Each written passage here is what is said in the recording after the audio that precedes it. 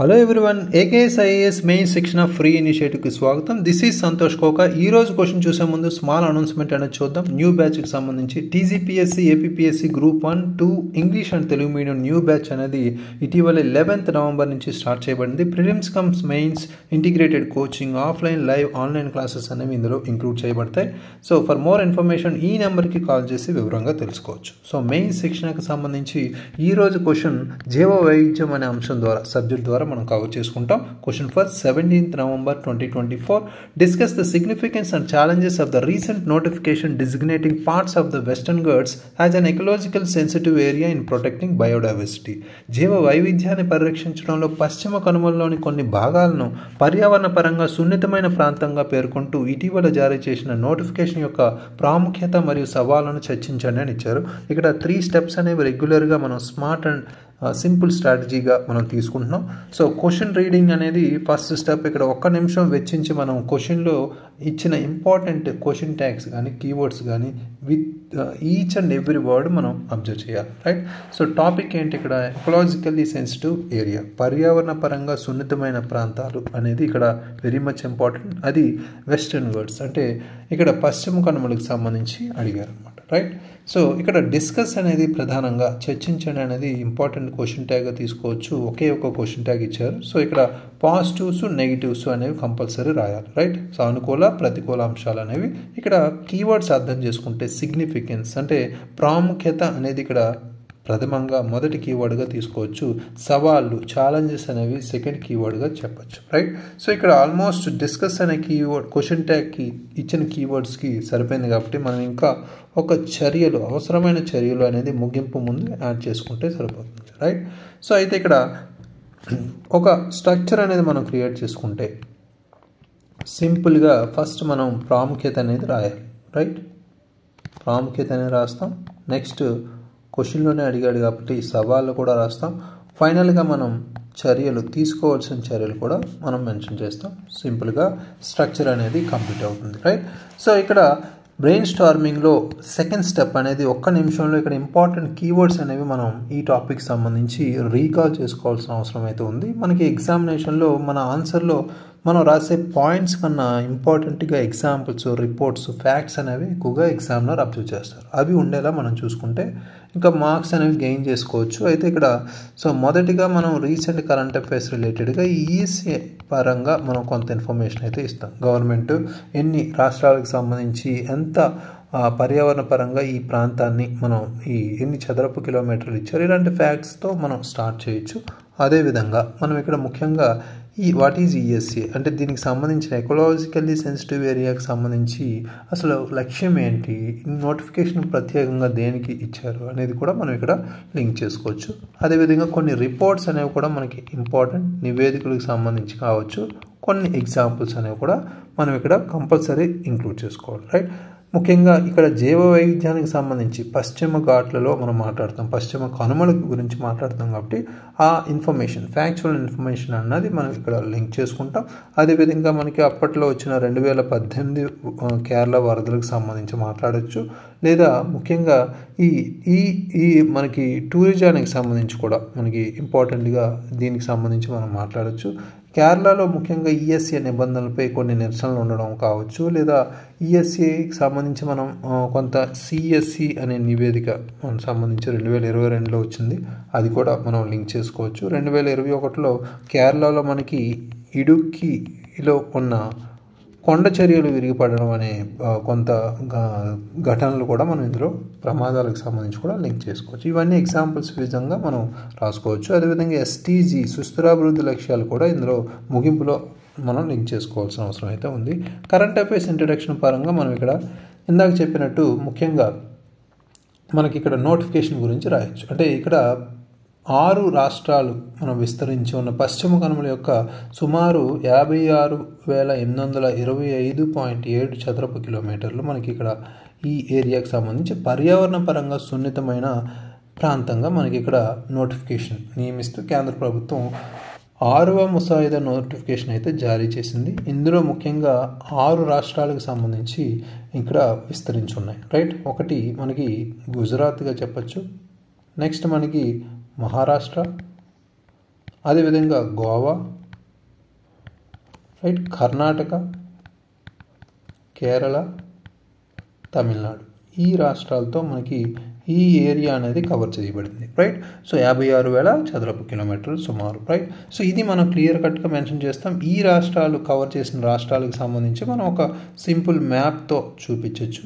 ఎందుకంటే మన బయోడైవర్సిటీ అయినా, కొంత జీవవైవిధ్యానికి సంబంధించి క్వశ్చన్ అయినా, భూగోళ శాస్త్రానికి సంబంధించి పశ్చిమ కమ్ములు కాబట్టి ఒక మ్యాప్ ఇంక్లూడ్ చేసుకోవచ్చు. అయితే ఇక్కడ నేపథ్యం అనేది కొంత ఇన్ఫర్మేషన్ రాస్తే సరిపోతుంది. ఇక్కడ ఈఎస్ఏ పరంగా మనం ముఖ్యంగా ఈ లక్ష్యం ఏంటి, ముఖ్యంగా ఈ నోటిఫికేషన్ సంబంధించి మాట్లాడుకుంటే ఈఎస్ఏ అంటే ఈ పర్యావరణ పరంగా సున్నితమైన ప్రాంతంలో మైనింగ్లు, క్వారీలు, పెద్ద ఎత్తున నిర్మాణాలు వంటి కార్యక్రమాలపై ఆంక్షలు విధించడం ద్వారా ఈ పశ్చిమ కనుమల యొక్క జీవ వైవిధ్యం ఏదైతే ఉందో దాన్ని పరిరక్షించడమే ఈ లక్ష్యం అనేది మనం ఇక్కడ చెప్తాం ఈ నోటిఫికేషన్ సంబంధించి, రైట్.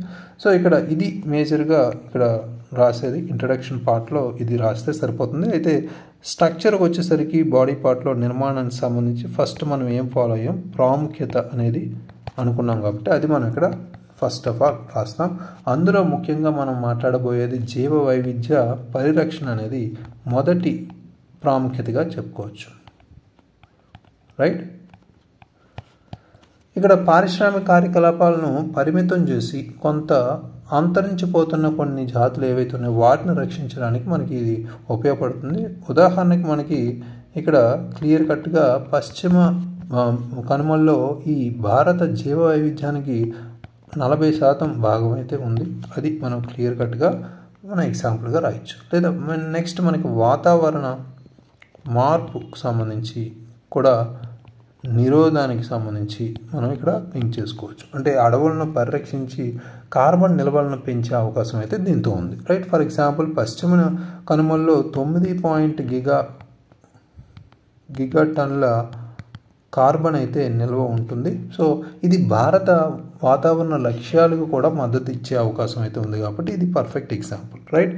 సో నెక్స్ట్ మనకి నీటి భద్రత కూడా ఇక్కడ మనం ఇంక్లూడ్ చేసుకోవచ్చు, రైట్. నీటి భద్రతకు సంబంధించి మాట్లాడుకుంటే ఇక్కడ గోదావరి, కృష్ణ వంటి నదీ వ్యవస్థలను రక్షించి లక్షలాది మందికి నీటిని కూడా అందించవచ్చు, రైట్. గోదావరి అండ్ కృష్ణ నదులకు సంబంధించి వ్యవస్థలకు సంబంధించి రక్షించవచ్చు. అయితే ఇక్కడ ఉదాహరణ మనకి ఇక్కడ 2018 కేరళకు సంబంధించి వరదల సమయంలో మనకి ఆల్మోస్ట్ ఈ జరిగిన నష్టాన్ని మనకి ఒక పాఠంగా కూడా ఎగ్జాంపుల్గా మనం చెప్పుకోవచ్చు, right. So 4th important point జీవనోపాధి అభివృద్ధికి సంబంధించి కూడా మనం ఇక్కడ మెన్షన్ చేయొచ్చు. సో జీవనోపాధి అభివృద్ధికి సంబంధించి మాట్లాడుకునేటప్పుడు ముఖ్యంగా ఈ టూరిజం ఏదైతే ఉందో ఎకో టూరిజం సంబంధించి అంటాం, పర్యావరణ వ్యవస్థ సంబంధించి టూరిజం, సేంద్రీయ వ్యవసాయాన్ని ప్రోత్సహించడం ఇలాంటివి మనకి సుస్థిర ఆదాయాన్ని కల్పిస్తుంది కాబట్టి దాన్ని మనం మెన్షన్ చేయొచ్చు, రైట్. సో ఇవి మనం ఇంక్లూడ్ చేయొచ్చు. ఫర్ ఎగ్జాంపుల్ ఈఎస్ఏ ప్రాంతాల్లో ఎకో టూరిజం అనేది మనం ఇక్కడ ప్రధానంగా ఆదాయం పరంగా చూసుకుంటే 25% పెరిగింది అనేది కూడా ఇటీవల గణాంకాలు చెప్తున్నాయి. సో ఇవి మనం లింక్ చేసుకుంటాం.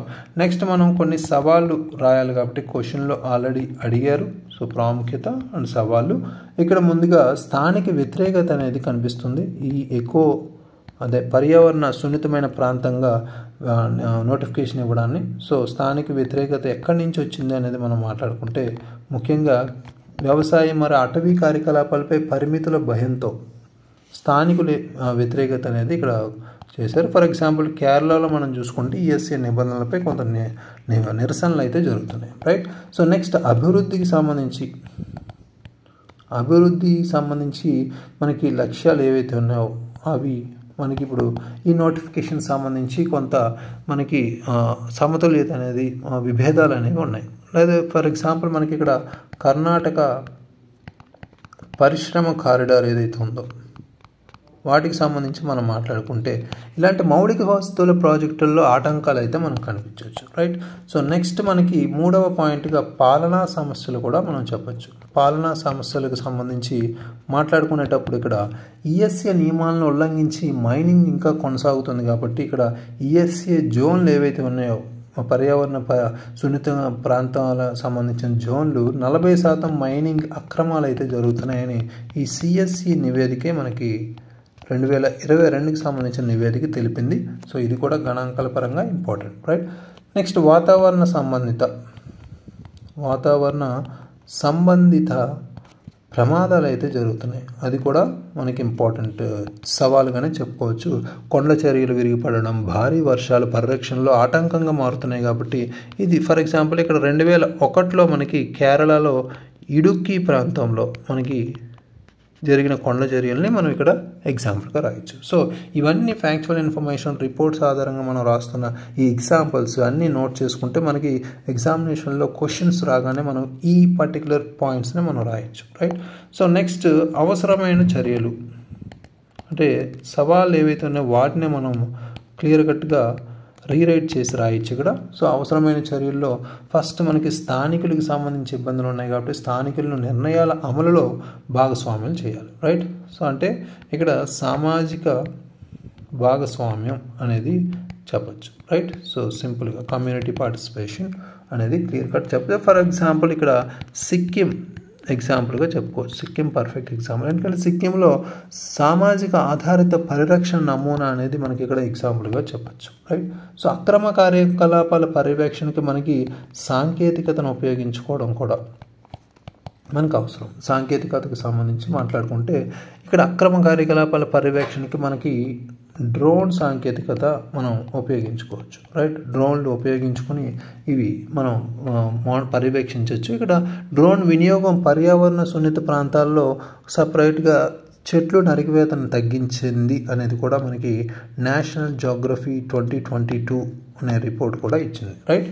సో ఇది మనకి important point. Next eco friendly పరిశ్రమలు అంటే పర్యావరణ సమతుల్యతకు సంబంధించి పరిశ్రమలు ఏవైతే ఉన్నాయో వాటిని ప్రత్యేకించి టూరిజం మనకు ఏవైతే ఉన్నాయో టూరిజం లాంటివి, అదేవిధంగా ఆర్గానిక్ ఫార్మింగ్ అంటే సేంద్రియ వ్యవసాయానికి సంబంధించి ఇవి మనకి ప్రోత్సహించాలి అనేది కూడా ఇక్కడ చెప్పచ్చు. ఫర్ ఎగ్జాంపుల్ కేరళలో మనకి వెంబనాథ్ అనే ఎకో టూరిజం ప్రాజెక్ట్ని మనం ఇక్కడ ఎగ్జాంపుల్గా చెప్పుకోవచ్చు, రైట్. సో 4వ పాయింట్గా ఈఎస్ఏ నిబంధనల వాతావరణానికి అనుగుణమైన అభివృద్ధి ప్రణాళికలతో అనుసంధానం చేయాలి. అంటే వాతావరణ స్థితిస్థాపక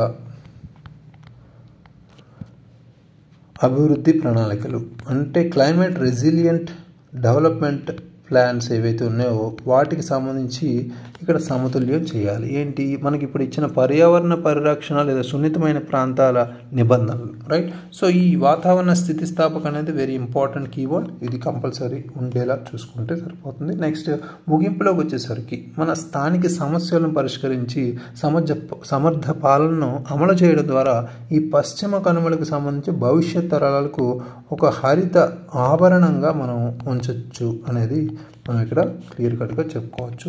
ఇది పర్ఫెక్ట్ కంక్లూజన్ లైన్గా ఉంటూ ఎస్టీజీ గోల్స్ ఏవైతే ఉన్నాయో మనకి 13A2 క్లైమేట్కి సంబంధించి 14, 15, 16 లాంటి గోల్స్ని మనం లింక్ చేసుకోవచ్చు, రైట్. పశ్చిమ కనుమలకు సంబంధించి లేదా ఇది జైవ వైవిధ్యానికి సంబంధించి కాబట్టి, రైట్.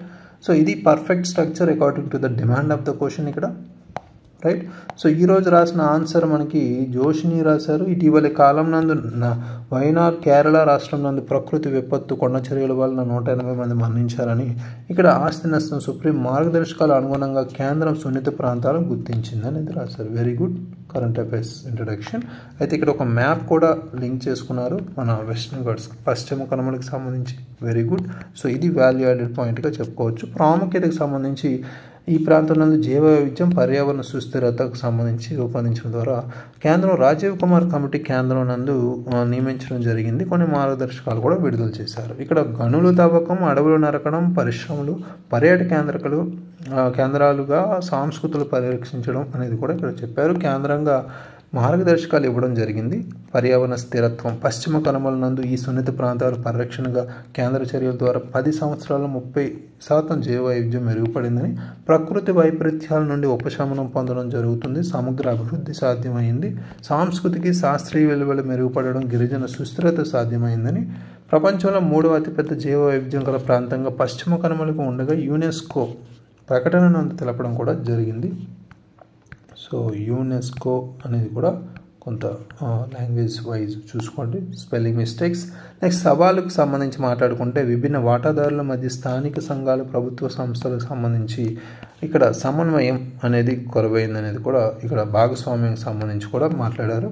సో పరిరక్షణ ఏకాభిప్రాయం కావాలి. అదేవిధంగా అమలు చేయడంలో బలమైన పాలనా విధానం, ఆర్థిక వనరుల కొరత అది కూడా చెప్పారు. ఇక్కడ స్థానిక గిరిజన కమ్యూనిటీ వ్యతిరేకతకు సంబంధించి కూడా ఇక్కడ మాట్లాడారు. సో బ్యాలెన్సింగ్ అభివృద్ధి పరిరక్షణకు సంబంధించి సమతుల్యత గురించి కూడా మనం ఇక్కడ మాట్లాడారు. సో ఎగ్జాక్ట్ తెలుగు వర్డ్స్ అనేవి మనం యూజ్ చేయడం బెస్ట్, రైట్. సమతుల్యత. సో మౌలిక సదుపాయాల అభివృద్ధికి సంబంధించి చేయాల్సిన విధానాలు, శాస్త్రీయ మరియు సమర్థవంతమైన పర్యవేక్షణ, పరిశోధనల అభివృద్ధి నందు ఆర్థిక సామాజిక భాగస్వామ్యం చేస్తూ వినూత్న పరిష్కారాలు. సో స్థానిక గిరిజనులు ఇతర కమ్యూనిటీ నందు విధానాల అమల్లో తయారీలో భాగస్వామ్యం.